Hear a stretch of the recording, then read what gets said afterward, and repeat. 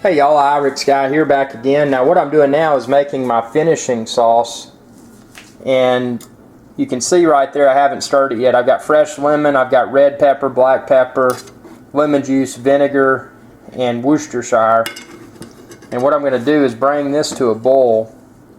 And the reason I'm doing that, it'll let all of these flavors blend together. And obviously this doesn't have the core barbecue sauce ingredients. It doesn't have the brown sugar or ketchup added yet. So that's going to make the sauce go further. I mean, this is just the base, the really thin part that's going to add flavor to the thick part, which is the ketchup and the brown sugar. So you'll let this come to a boil, and then we'll add those, and you'll see how it changes here. Okay, now you can see that the preliminary part of my sauce has come to a boil. So what I'm going to do is reduce heat. So put it down to about medium. And now I'm going to add my brown sugar.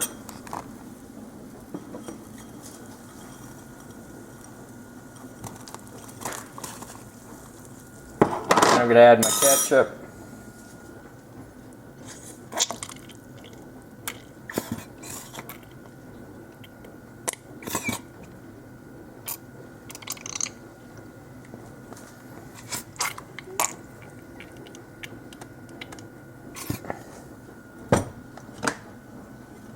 And then I'm just going to stir it to thicken it up.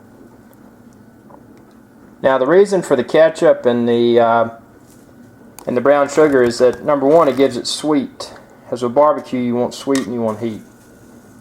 So as you blend your sauce together and you sample it when it cools down a little bit, if it's too citrusy, you can add garlic powder. You can add more Worcestershire. You can add more black pepper and or red pepper. And if it's too sweet, you can add more ketchup. Just, don't add more brown sugar. And if it's not sweet enough, just add more brown sugar. So it's really just a matter of personal preference. But this is just a really good, simple, homemade, and very tasty barbecue sauce. Now you don't really have to add salt to this, because your rub for your ribs has a lot of salt in it already. So, you can add garlic.